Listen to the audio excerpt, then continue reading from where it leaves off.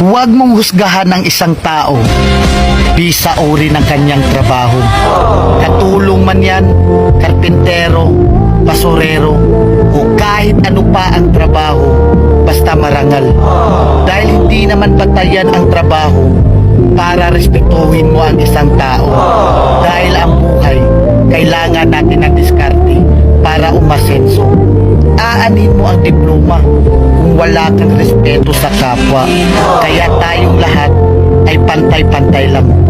Tayong lahat ay may karapatang tratuhin ng tama kahit walang pinag-aralan. Tandaan natin, kahit ano pang kurso ang natapos mo, kahit ano pang diploma ang hawak mo, kahit mayaman o mahirap ka lang, lahat tayo kapag namatay, iisa lang ang titulong diplomang nakaukit sa lapida natin. Rest and peace.